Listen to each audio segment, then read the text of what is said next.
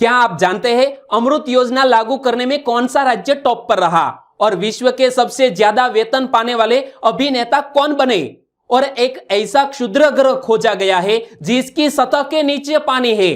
तो इन क्वेश्चन के आंसर आपको नहीं पता है तो 15 अगस्त के इस करंट अफेयर वीडियो को आप लास्ट तक देखें और लास्ट में मैं आपसे एक क्वेश्चन पूछूंगा जिसका आंसर आपको नीचे कमेंट बॉक्स में देना है। और हर वीडियो के साथ साथ मैं आपको इंपॉर्टेंट फैक्ट भी बताऊंगा जो एग्जामिनेशन की दृष्टि से मोस्ट इंपॉर्टेंट है। तो यह वीडियो लास्ट तक देखें। चलिए स्टार्ट करते हैं पहले क्वेश्चन से। पहला क्वेश्चन, हाल ही में पॉजिटिव पे सुविधा किसने शुरू की है? पॉजिटिव पे सुविधा शुरू करने वाला हमारा सेंट्रल बैंक है जिसका नाम है रिजर्व बैंक ऑफ इंडिया। यानी कि इस क्वेश्चन का सही आंसर है आरबीआई। और उन्होंने पॉजिटिव पे नामक सुविधा को शुरू किया है। तो यह पॉजिटिव पे सुविधा है क्या? यदि आप 50,000 से ज्यादा का चेक किसी थर्ड पार्टी को देते हैं तो वह व्यक्ति बैंक में जाएगा, बैंक करेक्शन करेगा और यदि वैलिड है तो ही भुगतान किया जाएगा। यानी कि जो चेक के जरिए फ्रॉड होता था उस पर पाबंदी लगाने के लिए हमारी आरबीआई ने यह कदम उठाया है। तो देखो, जब लाभार्थी चेक को भुनाने के लिए जमा करता है तो उस समय चेक की जानकारी पॉजिटिव पे के माध्यम से बैंक को प्रदान की गई जानकारी के साथ की जाती है और यदि जानकारी मेल खाती है तो चेक स्वीकार कर लिया जाता है और यदि जानकारी मेल नहीं खाती है तो चेक वापस दे दिया जाता है। यानी कि किसी भी व्यक्ति के अकाउंट के साथ या डुप्लीकेट चेक के जरिए फ्रॉड नहीं हो सकता और इसी तरह की सुविधा अवेलेबल करवाई है हमारी रिजर्व बैंक ऑफ इंडिया ने। और बात करते हैं इसी सुविधा से जुड़े और दो क्वेश्चन की कि पॉजिटिव पे सुविधा का उद्देश्य क्या है? चेक से होने वाली धोखाधड़ी को रोकना। और रिजर्व बैंक ऑफ इंडिया ने कितने मूल्य या उससे अधिक सभी चेकों के लिए पॉजिटिव पे सुविधा शुरू करने की घोषणा की है? हमारी आरबीआई ने 50,000 रुपये या और उससे अधिक मूल्य की राशि वाले चेक पर इसी तरह की पॉजिटिव पे सुविधा शुरू की है। और बात करते हैं आरबीआई की, तो रिजर्व बैंक ऑफ इंडिया जिसके वर्तमान 25वें नंबर के गवर्नर कौन है? शक्तिकांत दास। और रिजर्व बैंक ऑफ इंडिया का मुख्यालय कहां पर स्थित है? मुंबई में। और आरबीआई की स्थापना 1 अप्रैल 1935 को कोलकाता में हुई थी। और हमारे रिजर्व बैंक ऑफ इंडिया अधिनियम 1934 के प्रावधानों के तहत रिजर्व बैंक ऑफ इंडिया की स्थापना की गई। लेकिन इनसे जुड़ा हुआ आज कुछ नया क्वेश्चन मैं आज आपको बताने जा रहा हूं। भारतीय रिजर्व बैंक का गठन किस आयोग की सलाह पर किया गया था? तो याद रखो, हिल्टन यंग कमीशन की सिफारिश के आधार पर हमारी रिजर्व बैंक ऑफ इंडिया का गठन किया गया था। और भी दो नए क्वेश्चन, भारतीय रिजर्व बैंक के पहले भारतीय मूल के गवर्नर कौन थे? सी.डी. देशमुख, जो यहां आप इमेज में देख सकते हैं। और भारतीय रिजर्व बैंक का लेखा वर्ष यानी कि अकाउंटिंग ईयर कब से कब तक का होता है? 1 जुलाई से शुरू होकर 30 जून तक का यह अकाउंटिंग ईयर होता है रिजर्व बैंक ऑफ इंडिया का। तो दोस्तों, इसी तरह हर क्वेश्चन से जुड़े इंपॉर्टेंट फैक्ट मैं आपके सामने रखूंगा। हमारा यह तरीका आपको अच्छा लगता है, लाइक करना मत भूलिएगा और हमारी जो चैनल है इसके बाजू में जो बेल आइकन है उसे भी प्रेस कर दीजिए क्योंकि आने वाले हर एक वीडियो की अपडेट आपको मिलती रहे। दूसरा क्वेश्चन आपकी स्क्रीन पर, विश्व अंगदान दिवस प्रतिवर्ष कब मनाया जाता है? वर्ल्ड ऑर्गन डोनेशन डे प्रतिवर्ष मनाया जाता है 13 अगस्त को। यानी कि इस क्वेश्चन का सही आंसर है 13 अगस्त। तो यह दिवस यानी कि विश्व अंगदान दिवस मनाने का उद्देश्य क्या है? अंगदान के बारे में जागरूकता फैलाना। और मानव अपने कौन कौन से अंगों का दान दे सकता है? गुर्दा, फेफड़े, हृदय, नेत्र, यकृत, अग्नाशय, कॉर्निया, छोटी आंत, त्वचा उत्तक, हड्डी के उत्तक इत्यादि के दान दे सकता है। और हमारे भारत देश में यह अंगदान देने के बारे में जागरूकता पैदा करने के लिए हमारी सरकार ने भी एक कदम उठाया है और वह वक्त था 1994 का। तो मानव अंग व्यापार को रोकने तथा मृत्यु के बाद अंगदान को बढ़ावा देने के लिए भारत सरकार ने मानव अंग प्रत्यारोपण अधिनियम 1994 पारित किया था। वर्ष 2011 में इस अधिनियम में संशोधन किया गया था। यानी कि सरकार ने बहुत ही अच्छा कदम उठाया है। और जब बात करते हैं विश्व अंगदान की तो इस मामले में कौन सा देश टॉप पर है, तो ये जान लीजिए। भारत में प्रति 10 लाख लोगों में केवल 0.16 लोग ही अंगदान करते हैं, तो यह बहुत ही निम्न अंक है। और यूरोप में यह आंकड़ा 27, अमेरिका में 25 और स्पेन में 35 है, यानी कि अंगदान के मामले में टॉप पर है स्पेन देश।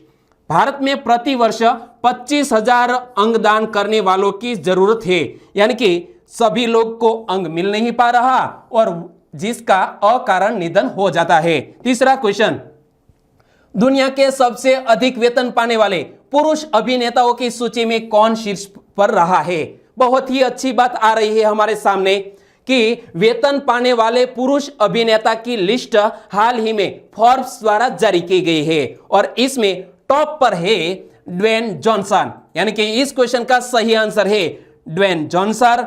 और टॉप 10 में हमारे एक अभिनेता जिसका नाम है अक्षय कुमार, वो भी इस लिस्ट में शामिल है। तो देखो, फोर्ब्स पत्रिका द्वारा अधिक वेतन पाने वाले पुरुष अभिनेताओं की सूची हाल ही में जारी की गई है और फिल्म स्टार ड्वेन जॉनसन ने 1 जून 2019 से 1 जून 2020 तक 87.5 मिलियन US$ की कमाई की। शीर्ष 10 में एकमात्र भारतीय अभिनेता है जिसका नाम है अक्षय कुमार और वे 48.5 मिलियन डॉलर की कमाई करने के साथ हमारे भारत देश के यह स्टार 6ठे स्थान पर है। चौथा क्वेश्चन, हाल ही में अमृत योजना के तहत जारी रैंकिंग में कौन शीर्ष पर रहा?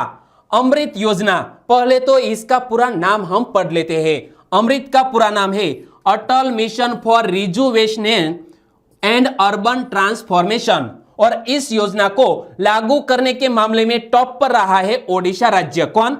ओडिशा, यानी कि इस क्वेश्चन का सही आंसर है ऑप्शन डी। और बात करते हैं ओडिशा की, तो ओडिशा में अब तक लगभग 2400 किलोमीटर लंबी पाइपलाइन बिछाई जा चुकी है इस योजना के तहत और ओडिशा ने 85.67% स्कोर के साथ पहला स्थान हासिल किया है, जबकि ओडिशा के बाद दूसरे स्थान पर चंडीगढ़, तेलंगाना तीसरे स्थान पर, गुजरात चौथे स्थान पर और कर्नाटक इसमें 5वें स्थान पर रहा है। और बात करते हैं अमृत योजना की, तो अमृत योजना का पूर्ण स्वरूप क्या होता है?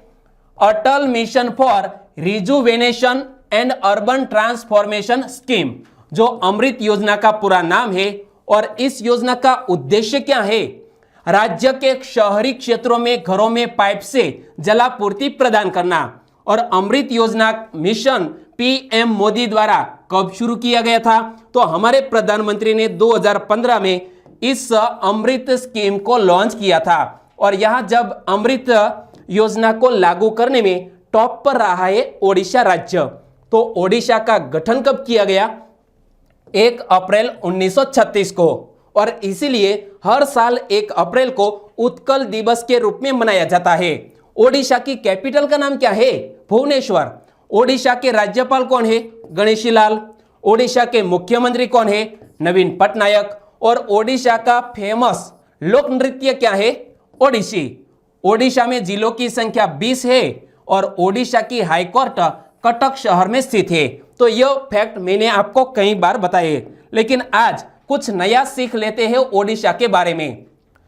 तो किस सरकार ने मौज सरकार अभियान लॉन्च किया? मौज सरकार अभियान भी ओडिशा की सरकार ने लॉन्च किया था और ओडिशा का राजकीय पशु है सांभर। ओडिशा का राजकीय पक्षी है हिमालयी मोनाल। यहां आप देख सकते हैं सांभर ओडिशा का राजकीय पशु और यहां आप देख सकते हैं हिमालयी मोनाल जो ओडिशा का राजकीय पक्षी है। और ओडिशा का राजकीय वृक्ष बुरंश। और ओडिशा के पहले मुख्यमंत्री कौन थे? कृष्ण चंद्र गजपति। कौन? कृष्ण चंद्र गजपति। 5वां क्वेश्चन, हाल ही में ICRIER के नए अध्यक्ष कौन बने? ICRIER के नए अध्यक्ष हाल ही में बन गए हैं प्रमोद भसीन, यानी कि इस क्वेश्चन का सही आंसर है ऑप्शन ए प्रमोद भसीन। और यहां एक टर्म आया ICRIER, इसका पूरा नाम क्या होता है? Indian council for research on international economic relations, जो ICRIER का पूरा नाम है। और अंतरराष्ट्रीय आर्थिक संबंधों पर अनुसंधान के लिए गठित भारतीय परिषद इसका हिंदी ट्रांसलेशन है। और इसके हाल ही में प्रमोद भसीन जब इस पद पर नियुक्त हुए हैं, तो प्रमोद भसीन वर्तमान में ICRIER में बोर्ड ऑफ गवर्नर्स के उपाध्यक्ष भी है। तो इस पद से उन्हें इस पद पर स्थानांतरित किया गया है। तो एक और क्वेश्चन बन गया कि प्रमोद भसीन ने किसका स्थान लिया है? तो यह प्रमोद भसीन स्थान लेने जा रहे हैं ईशर जज अहलूवालिया का। और यहां आप देख सकते हैं प्रमोद भसीन किसका स्थान लेंगे? ईशर जज अहलूवालिया का। और ईशर इस पद पर 15 साल से कार्यरत थी। और बात करते हैं ICRIER की, तो इसके वर्तमान निदेशक और मुख्य कार्यकारी कौन है? डॉक्टर रजत कथुरिया। यहां आप देख सकते हैं डॉक्टर रजत कथुरिया को। और इसका हेडक्वार्टर स्थित है नई दिल्ली में। तो यह फैक्ट भी आप याद रख लीजिए। छठा क्वेश्चन, हाल ही में स्वच्छ भारत मिशन अकादमी का शुभारंभ किसने किया है? स्वच्छ भारत मिशन अकादमी का शुभारंभ हाल ही में हमारे एक मंत्रालय के मंत्री जिसका नाम है गजेंद्र सिंह शेखावत, उन्होंने यह स्वच्छ भारत मिशन अकादमी का शुभारंभ किया है वीडियो कॉन्फ्रेंसिंग के जरिए। यानी कि इस क्वेश्चन का सही आंसर है ऑप्शन बी गजेंद्र सिंह शेखावत। और उन्होंने हाल ही में इस अकादमी का शुभारंभ किया। और यहां आप देख सकते हैं हमारे गजेंद्र सिंह शेखावत तो हमारे किस मंत्रालय के मंत्री है, वो भी एक क्वेश्चन बनता है। तो गजेंद्र सिंह शेखावत हमारे केंद्रीय जल शक्ति मंत्री है।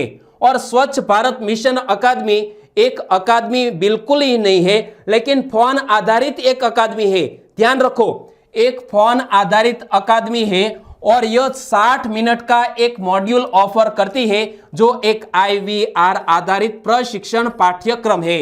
यानी कि आप यदि फोन से नंबर डायल करेंगे तो आपको सभी सूचनाएं दी जाएगी, एक के बाद एक आप इंग्लिश ट्रांसलेशन पढ़ सकेंगे, कुछ MCQ क्वेश्चन आएंगे और इसके आंसर आपको देने होंगे। तो एक फोन आधारित अकादमी है जिसका शुभारंभ किया है गजेंद्र सिंह शेखावत ने। सातवां क्वेश्चन, हाल ही में 2 अक्टूबर तक चलने वाले फिट इंडिया फ्रीडम रन का आयोजन किसने किया है? Fit India freedom. और इस इवेंट का हाल ही में आयोजन किया गया है 15 अगस्त से लेकर 2 अक्टूबर तक, यानी कि 14 अक्टूबर को इसका उद्घाटन किया गया। और इसका उद्घाटन किया है हमारे खेल मंत्रालय ने। यानी कि इस क्वेश्चन का सही आंसर है ऑप्शन सी खेल मंत्रालय। तो खेल मंत्रालय के मंत्री कौन है जिन्होंने हाल ही में इसका उद्घाटन किया? तो देखो, खेल मंत्री किरण रिजिजू ने पूरे देश की सबसे बड़ी fit India freedom run launch की जो 15 अगस्त से लेकर 2 अक्टूबर तक चलेगी। और इसे हाल ही में कब लॉन्च किया गया है? 14 अगस्त को। और वाया वीडियो कॉन्फ्रेंसिंग के जरिए हमारे खेल मंत्री किरण रिजिजू ने इसे लॉन्च किया है। नाम है फिट इंडिया फ्रीडम रन। यानी कि यदि आपको भी पता है कि 31 अक्टूबर को हमारे सरदार पटेल जी की जन्म जयंती मनाई जाती है, तो इस अवसर पर हम रन फॉर यूनिटी का आयोजन करते हैं। तो इस साल कोविड-19 के चलते आप कभी भी दौड़ना चाहते हैं, भागना चाहते हैं, तो आप इस इवेंट के जरिए हिस्सा ले सकते हैं। ओके, इसीलिए हमारे किरण रिजिजू ने इसे लॉन्च किया है। और प्रधानमंत्री नरेंद्र भाई मोदी जी द्वारा शुरू किए फिट इंडिया अभियान को मजबूत करने और नागरिकों को जीवन जीने के लिए फिटनेस को शामिल करने की ओर फिट इंडिया फ्रीडम रन सरकार की ओर से एक और अग्र प्रयास किया गया है। आप भी हिस्सा ले सकते हैं घर बैठे। 8वां क्वेश्चन, हाल ही में GK मेनन का निधन हो गया, वे कौन थे? GK मेनन वो बहुत ही अच्छे एक खेल पत्रकार थे जिसका हाल निधन हो गया है। यानी कि इस क्वेश्चन का सही आंसर है GK मेनन वो एक खेल पत्रकार थे। तो वो किस पत्रकार से जुड़े हुए थे? द इंडियन एक्सप्रेस और द टाइम्स ऑफ इंडिया में भी यह GK मेनन ने कार्य किया है। तो वरिष्ठ खेल पत्रकार GK मेनन ने इंडियन एक्सप्रेस और द टाइम्स ऑफ इंडिया के साथ काम किया और 1990 के दशक की शुरुआत में अपने फ्रीलांस करियर को अलविदा कह दिया था और जिसका हाल ही में निधन हो गया है। उनके करियर की आगे बात करें तो GK मेनन 1952-53 की बॉम्बे यूनिवर्सिटी टीम के प्रबंध निदेशक थे और जिससे बेंगलुरु में फाइनल में दिल्ली को हराकर रोहिंटन बेरिया ट्रॉफी जीत ली थी। यानी कि जी के मेनन जो एक खेल पत्रकार थे जिसका हाल ही में निधन हो गया है। 9वां क्वेश्चन, हाल ही में सुर्खियों में रहा शब्द सेरेस के संदर्भ में कौन सा विकल्प सही है? मैंने आपको वीडियो की शुरुआत में ही एक क्वेश्चन पूछा था कि एक ऐसा क्षुद्र ग्रह खोजा गया है जिसकी सतह के नीचे पानी का भंडार है और इस क्षुद्र ग्रह का नाम है सेरेस। यानी कि हमारा आंसर बन जाता है ऑप्शन बी, एक बोना उपग्रह है जिसका नाम है सेरेस और सेरेस के सतह के नीचे पानी का भंडार प्राप्त किया गया है, संशोधन किया गया है नासा के द्वारा। तो देखो, सेरेस जो मंगल एवं बृहस्पति ग्रह के बीच क्षुद्र की बेल्ट में सबसे बड़ा पिंड है और एक महासागरीय दुनिया है जिसमें इसकी सतह के नीचे नमकीन पानी का एक बड़ा भंडार मिला है। ये आप देख सकते हैं, नमकीन पानी का एक बड़ा भंडार मिला है। यह सेरेस जो एक क्षुद्र ग्रह है और नासा के डॉन अंतरिक्ष यान ने वर्ष 2018 में सेरेस की सतह का अध्ययन किया था और सेरेस का व्यास लगभग 590 मील है। यानी कि किलोमीटर में बोले तो 950 किलोमीटर का यह व्यास वाला एक क्षुद्र ग्रह खोजा गया है नासा के द्वारा। तो नासा से जुड़ा हुआ कुछ फैक्ट और क्वेश्चन आप याद रखो कि हाल ही में किस अंतरिक्ष एजेंसी ने इलेक्ट्रिक विमान का प्रदर्शन किया? नासा ने। नासा का मुख्यालय कहां पर स्थित है? वॉशिंगटन डीसी बोले तो अमेरिका में। नासा की स्थापना 29 जुलाई 1958 को हुई। नासा के वर्तमान प्रमुख है जिम ब्रेनेस्टाइन और नासा का पूरा नाम है national aeronautics and space administration. तो यह फैक्ट भी याद रख लीजिए। 10वां क्वेश्चन है आपकी स्क्रीन पर, कैपिटल इंडिया फाइनेंस के नए कार्यकारी अध्यक्ष कौन बन गए हैं? कैपिटल इंडिया फाइनेंस के नए हाल ही में कार्यकारी अध्यक्ष बन गए हैं हर्ष कुमार भानवाल। यानी कि इस क्वेश्चन का सही आंसर है ऑप्शन डी, हर्ष कुमार भानवाल, जो यहां आप इमेज में देख सकते हैं। तो हर्ष कुमार भानवाल 6 साल तक national bank for agriculture and rural development, short में बोले तो नाबार्ड के अध्यक्ष थे और उन्हें 26 मई 2020 को सेवा मुक्त कर दिया गया था और इसलिए यह पद पर विराजमान हो गए हैं यह व्यक्ति। तो देखो, कैपिटल इंडिया फाइनेंस लिमिटेड एक एकीकृत वित्तीय सेवा मंच है और इसके प्रबंध निदेशक कौन है? केशव पोरवाल और इसका मुख्यालय महाराष्ट्र के मुंबई में स्थित है। तो यह फैक्ट भी याद रख लिया आपने। 11वां क्वेश्चन है आपकी स्क्रीन पर, हाल ही में भारत का पहला पॉकेट एंड्रॉइड पीओएस डिवाइस किसने लॉन्च किया है? भारत का पहला पॉकेट एंड्रॉइड पीओएस डिवाइस हाल ही में लॉन्च किया है पेटीएम ने। यानी कि इस क्वेश्चन का सही आंसर है पेटीएम। लेकिन यहां एक टर्म आया पीओएस, इसका पूरा नाम क्या होता है? Point of sale. और पेटीएम ने Paytm all in one portable android smart POS launch किया है और यह भारत में लॉन्च किया अपनी तरह का पहला ऐसा एंड्रॉइड आधारित डिवाइस है जो देश में वर्तमान में उपलब्ध पोर्टेबल लिनक्स आधारित पीओएस उपकरणों की तुलना में बहुत ही अधिक शक्तिशाली है, जिसको लॉन्च किया है पेटीएम ने। और यह डिवाइस के बारे में आगे बताऊं तो यह पेमेंट फेल न हो इसके लिए 4G सिम कार्ड, वाईफाई और ब्लूटूथ कनेक्टिविटी पर कार्य करेगा यह पीओएस डिवाइस। और डिवाइस का वजन सिर्फ 163 ग्राम ही है, जिसकी मोटाई 12 mm, लेकिन टच स्क्रीन है 4.5 इंच। तो बहुत ही बड़ी टच स्क्रीन वाला यह डिवाइस लॉन्च किया है पेटीएम ने। तो पेटीएम के संस्थापक कौन है? विजय शेखर शर्मा।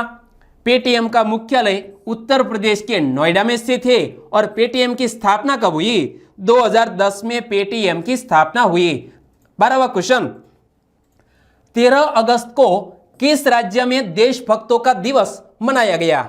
आज 15 अगस्त है और हमारा स्वतंत्रता दिवस आज ही मनाया जा रहा है। तो इस अवसर पर आप सभी को हार्दिक शुभकामनाएं। लेकिन यहां हमें क्वेश्चन पूछा गया है 13 अगस्त को किस राज्य में देशभक्तों का दिवस मनाया गया?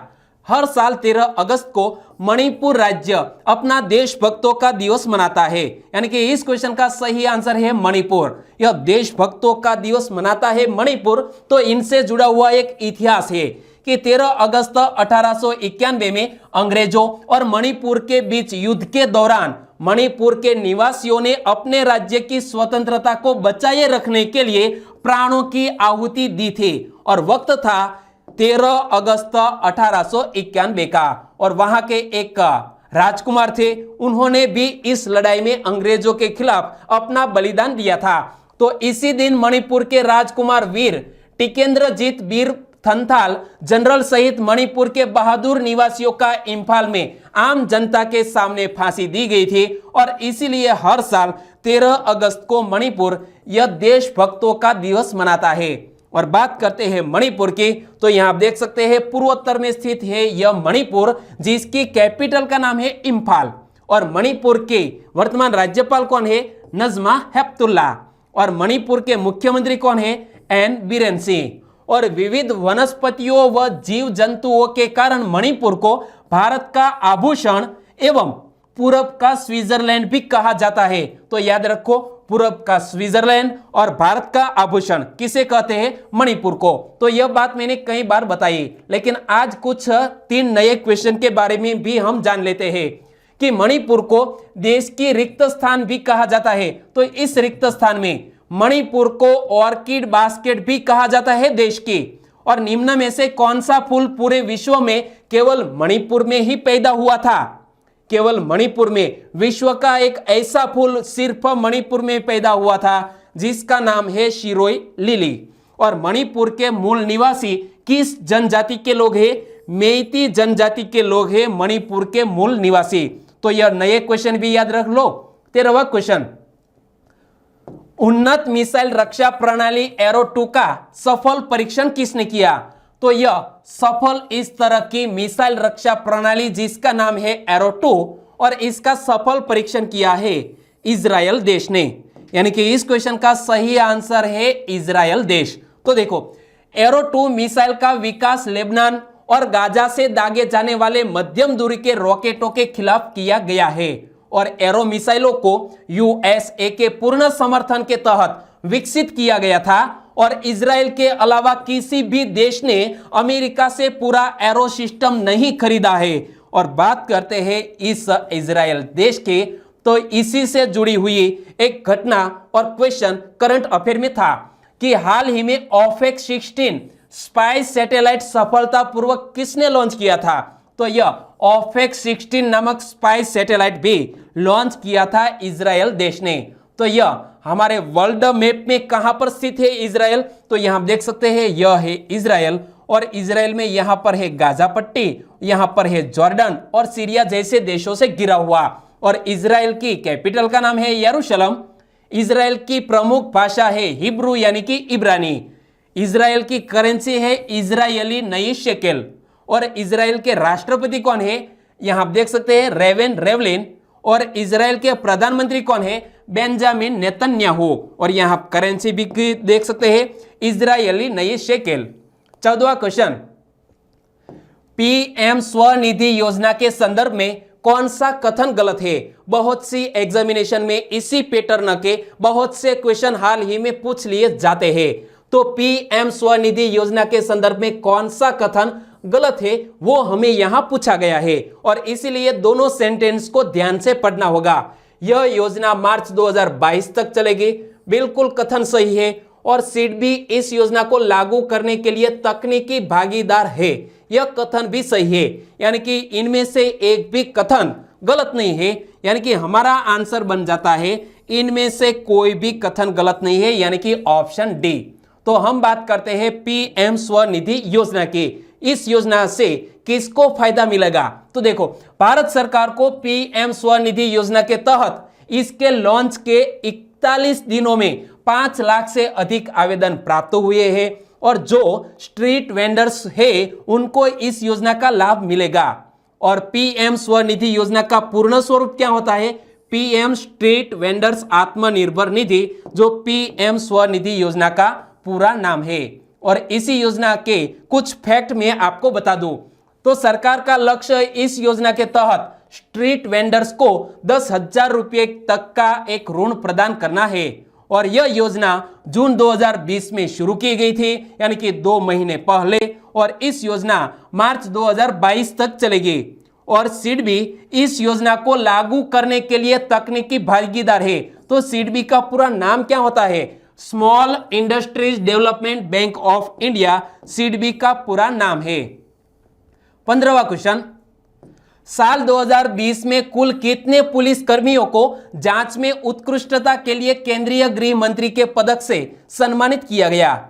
हाल ही में 121 ऐसे पुलिस कर्मियों को केंद्रीय गृह मंत्री पदक से सम्मानित किया गया है, यानी कि इस क्वेश्चन का सही आंसर है 121। तो देखो, जांच में उत्कृष्टता के लिए केंद्रीय गृह मंत्री के पदक का उद्देश्य अपराध की जांच के उच्च प्रोफेशनल मानकों को बढ़ावा देना और जांच अधिकारियों द्वारा जांच में इसी तरह की उत्कृष्टता की पहचान करना है। और इस तरह से सम्मानित किया गया है 121 पुलिस कर्मियों को।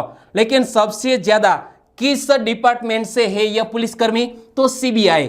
15 पुलिसकर्मी केंद्रीय जांच ब्यूरो यानी कि सेंट्रल ब्यूरो ऑफ इन्वेस्टिगेशन से है, यानी कि इस डिपार्टमेंट से ज्यादा पुलिसकर्मी है जिसे सम्मानित किया गया है। और अब बात करते हैं लास्ट वीडियो के क्वेश्चन की। तो लास्ट वीडियो में मैंने आपसे क्वेश्चन पूछा था कि हाल ही में सुर्खियों में रहे एस नम्बी नारायणन कौन है? एस नम्बी नारायणन वो इसरो के पूर्व वैज्ञानिक है जिसको हाल ही में बाइज्जत बरी कर दिया गया है और केरल सरकार की ओर से 1.30 करोड़ रुपए का मुआवजा भी दिया गया है और इसीलिए यह व्यक्ति सुर्खियों में रहे थे। और इस क्वेश्चन का सही आंसर दिया है अल्केश राठौड़। सूरज कुमार वो छत्तीसगढ़ के मोहगांव से है। आपका भी हमारे चैनल में स्वागत है। पहली बार कमेंट लिख रहे हैं, आपका स्वागत। राठौड़ अंजलि, सुरेश सियाल और नेक्स्ट एग्जाम 2 नामक एक हमारा सब्सक्राइबर फ्रेंड है, उन्होंने इस क्वेश्चन के बारे में डिटेल में बताया। गजानन सम्राट, उन्होंने भी इसरो के बारे में यहाँ बेसिक इंफॉर्मेशन लिखी, बहुत ही बढ़िया। गजानन सम्राट आपका भी स्वागत। डाभी हार्दिक और राजकुमार, उन्होंने भी इस क्वेश्चन का सही आंसर दिया है, लेकिन सिर्फ ऑप्शन लिखा है, साथ साथ आंसर भी लिखा करो, क्योंकि एक बार जो आप आंसर लिख देंगे फिर आप उसे कभी नहीं भूलेंगे। हमारे और भी सब्सक्राइबर फ्रेंड है, वो है जसपाल मच्छार, कन्हैयालाल, चेतन वाघ, निखिल चोटलिया, शिवानी रानी कश्यप, उन्होंने इस क्वेश्चन के बारे में बहुत ही डिटेल में आंसर बताया है। हेमराज माली, वो राजस्थान से। आमिर खान पठान, उन्होंने भी इस क्वेश्चन का सही आंसर भेजा। विकास कुमार जल गोविंचाक, उन्होंने भी इस क्वेश्चन के बारे में डिटेल में बताया है। विजय सावड़िया और बांभणिया लाल जी, इन सभी दोस्तों ने इस क्वेश्चन का सही आंसर दिया। हमारे और भी कुछ सब्सक्राइबर फ्रेंड है, वो डेली आंसर लिखते हैं, वो है मुकेश कुकड़िया फ्रॉम राजकोट, मेर चेतन, वो भी गुजरात के नवागाम से है, प्रियांक चौधरी सूरत से, नरेश कुमार परमार और वणकर नितिन कुमार अहमदाबाद से, राजकुमार, उन्होंने भी इस क्वेश्चन के बारे में आंसर बताया। सभी दोस्तों को बहुत बहुत धन्यवाद। और आज के वीडियो का क्वेश्चन ए रहा स्क्रीन पर। हाल ही में प्रतिरक्षण क्षमता बढ़ाने वाला उत्पाद हिम हल्दी दूध किसने शुरू किया है? हिम हल्दी दूध नामक एक प्रतिरक्षण क्षमता बढ़ाने वाला उत्पाद किसने शुरू किया है? यहाँ 4 ऑप्शन आपकी स्क्रीन पर है और सही आंसर देना है नीचे कमेंट बॉक्स में। तो दोस्तों आंसर लिखना मत भूलिएगा। और आज का वीडियो कैसा लगा? अच्छा लगा, हेल्पफुल लगा तो आपके दोस्तों को फेसबुक, व्हाट्सएप और टेलीग्राम के जरिए इस वीडियो की लिंक शेयर करना मत भूलिएगा। और चैनल को सब्सक्राइब नहीं किया है तो सब्सक्राइब कर लीजिए और बाजू में जो बेल आइकन बनकर आएगा उसे भी प्रेस कर दीजिए, क्योंकि आने वाले हर एक वीडियो की अपडेट आपको मिलती रहे। फिर मिलेंगे नए करंट अफेयर वीडियो के साथ, तब तक के लिए टेक केयर एंड जय हिंद।